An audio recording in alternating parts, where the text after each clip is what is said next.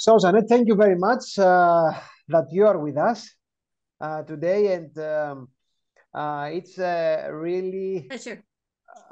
Pleasure to have someone that he has been involved. You have been involved in the abortions issue, and you are actively in the activism for pro-life, as it is called this in English. That means you support the right of the fetus to be in life, to finally to be born. But I would like, first of all, to give us some general view of the definition of abortions. What is abortion? What abortion has to do with the fact that one mother, she's pregnant and she's going to give a birth. Okay, so yeah, I think it's important to start with the definition of abortion, even though it might seem obvious to many, but it's important to know that abortion is not a miscarriage. It is a miscarriage is a very different thing than abortion. Abortion is also not the indirect abortion to save the mother's life. Okay. Abortion is the intentional killing, intentional and targeted killing of a preborn child. This is very clear because we have some questions concerning the issue of the previous two not abortions. But let's take it step by step. Okay. First of all, abortion is just a legal issue, or it is a moral issue, according to your opinion? I see it as both, but firstly as a moral issue, because it is a human rights violation, and any just society will legislate laws regarding criminal activity. But would we want the murder of born people to be legalized? I don't think anyone would say yes to that, right? Yep. So then why should it be legal to murder someone before they're born? It doesn't make sense. If one is legal and the other is illegal, you understand what I mean? Yep. For some people, it's very clear about the murder argument, but the most of the abortion supporters, they say that this is not a person yet. The fetus is not a person yet. So what we have to say about that, let's say? If it's not a person, what is it? For instance, whenever you see a pregnant woman, does anyone ever look at her and think, I wonder what's in there? Could it be a baby elephant or a baby kitten or a baby frog or maybe a human? No one ever wonders that. People know instinctively that if it's a human being who's pregnant, they're obviously going to have a human being. People know that humans give birth to humans. Dogs give birth to dogs. Cats give birth to cats, and so on and so forth. And it's never anything else. Right? Okay. Let's have some other questions before we go to this issue about the fact that the fetus, it's a person. Okay, it's a human person. First of all, the abortions are something that it is legal, as far as I know, in Canada, and in USA, but you are more, your experience comes mainly from Canada. What are the laws now, in which direction they are heading to in Canada? They are in favor of abortion or they restrict them? There are many wonderful things about Canada, by the way, but what I'm about to tell you are cold, hard facts that I am definitely not proud of, but it's important for people to know. In Canada, abortion was legalized back in 1969, although it was restricted at that time. And now it has like over the years, it has just snowballed into the current law that we have. And currently, anyone can get an abortion for any reason and at any time during the pregnancy. And there are currently about 100,000 abortions in Canada every year. And that is a conservative estimate.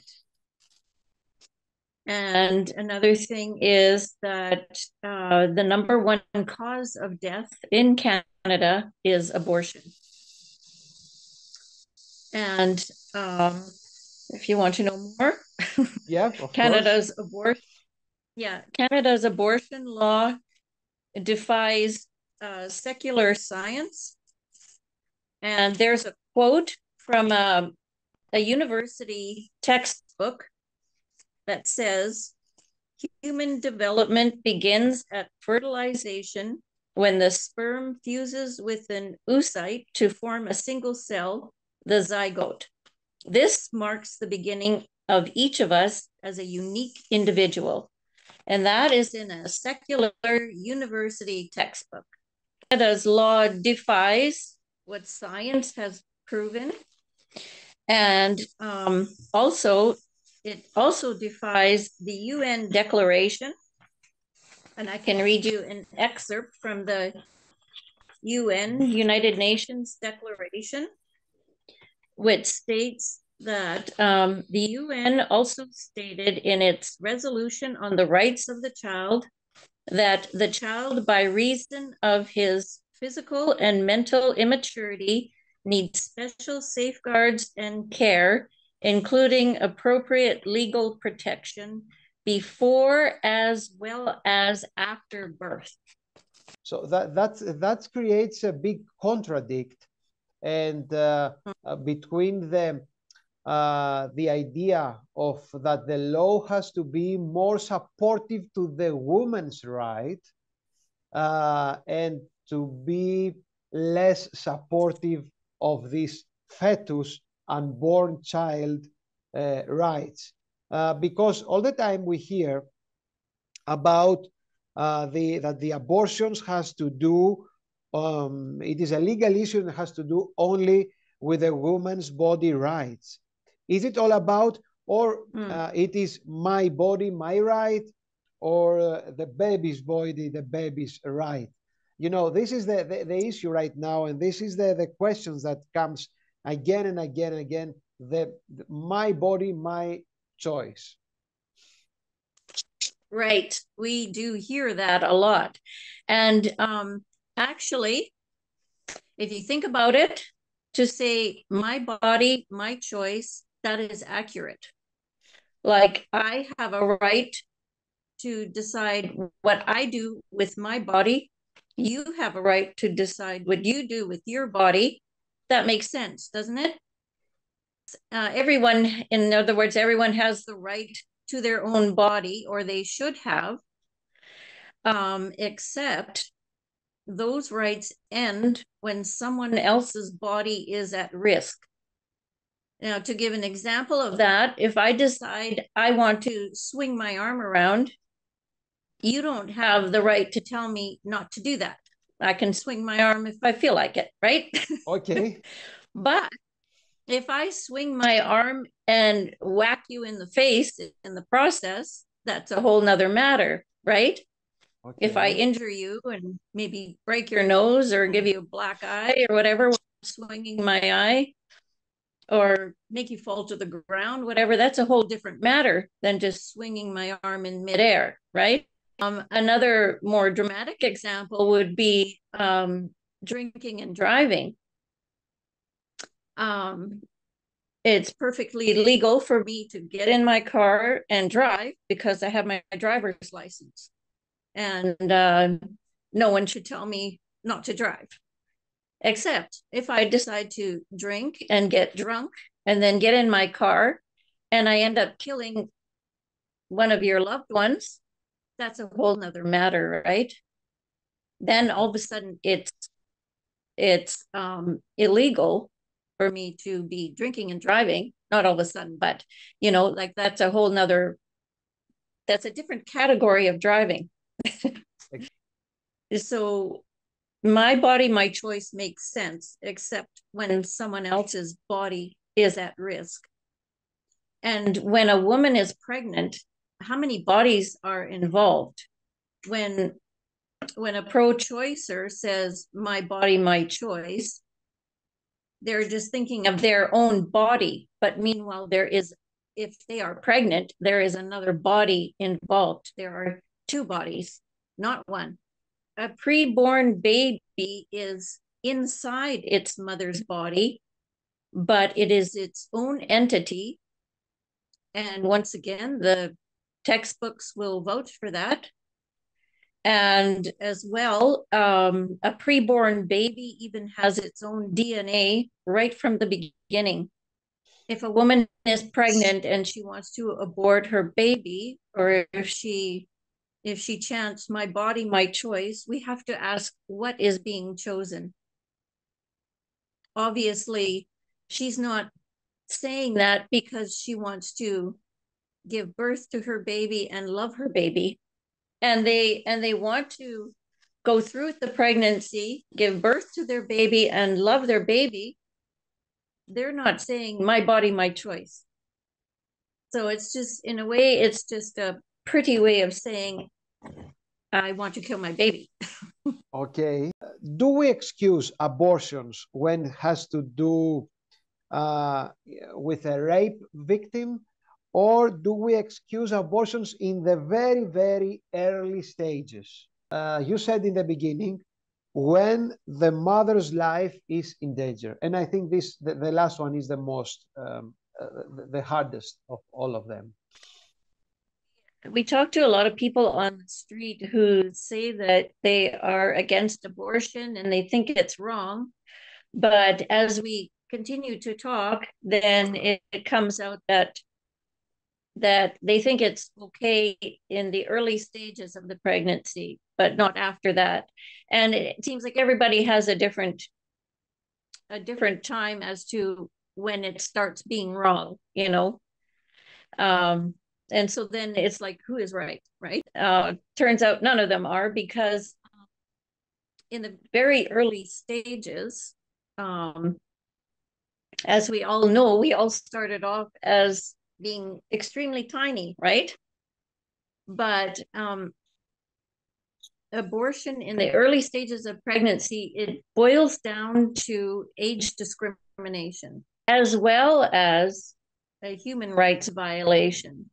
Because like I said, you and I and everyone started off as being an extremely tiny zygote, right? But then what happened? We didn't stay that way. We grew in our mother's womb, and then we were born, and here we are, right?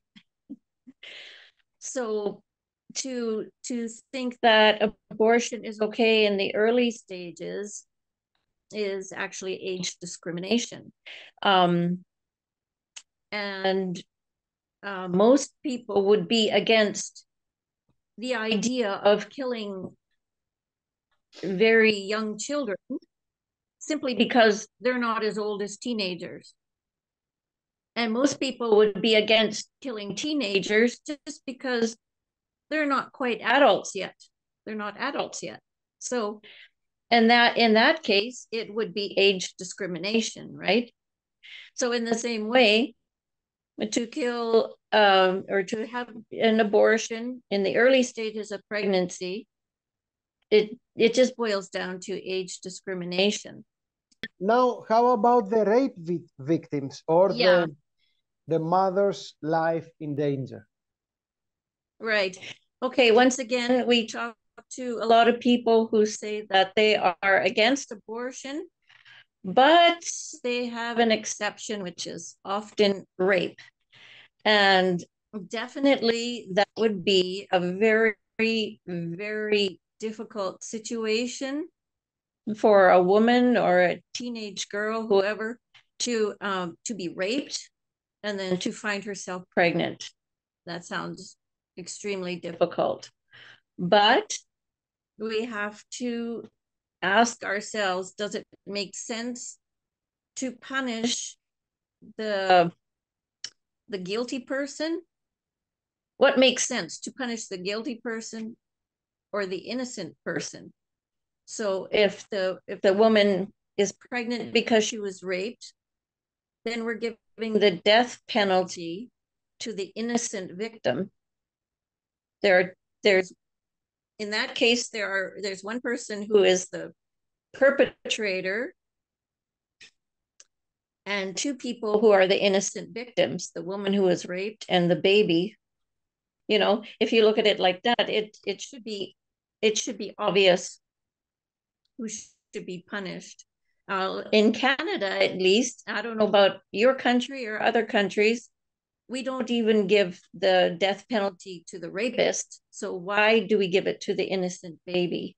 If a woman is raped and then finds herself pregnant and decides to get an abortion, that's kind of like throwing gasoline on a fire, because it's just like one problem on top of another. To know I was raped and to know I murdered my baby, you know.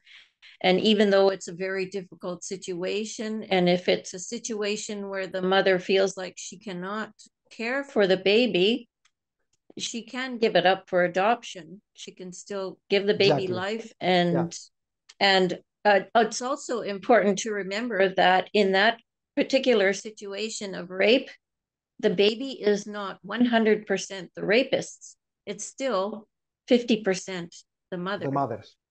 Now, if the mother's life is in danger, that's actually, because of the medical technology we have nowadays, that's an extremely small percentage. It happens sometimes, but it's very rare. But also it's important to know that in that kind of situation, if a woman is pregnant and her life is in danger, and it's a situation where it's either the mother's life or the baby's life, but both cannot live, then it's important to remember that we are trying to save a life here, and it's very different than having the goal of intentionally killing the baby. Exactly. Very different.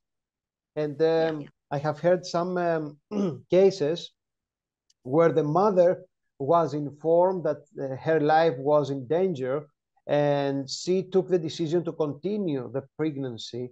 Finally, he gave a birth to a healthy little boy, but all the odds was against this. Sometimes doctors are wrong, right? Because they are also human. Except from that, do you know if there are any consequences of an abortion in a woman's fertility? And if a woman wants to be a mother after an abortion, or 2 abortions, 3 abortions, I don't know how many abortions, finally in a late age, she wants to be a mother.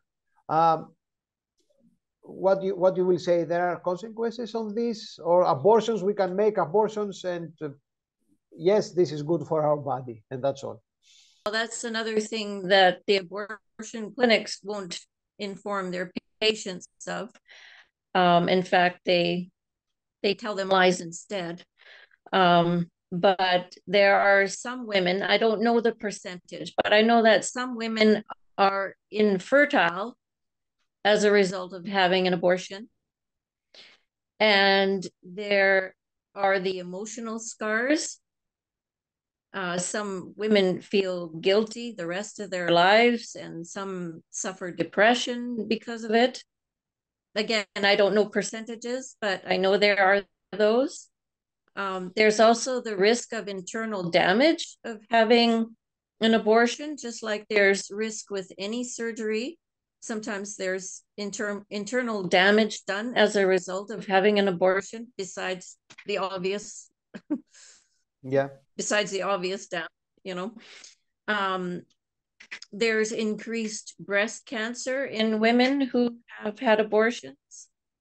And I have talked to some post-abortive women on the street.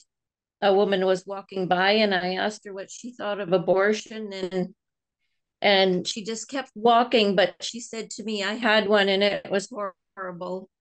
And then she just kept walking. So there's one testimony, right? Yeah. But there are organizations out there to help women who have had abortions and then are suffering because of that. Not everyone knows that. So it's important to know that there are organizations out there, and also for women who are considering abortion. But what we're talking about now is women who have had abortions. And so it's important for them to know that there is help for them out there.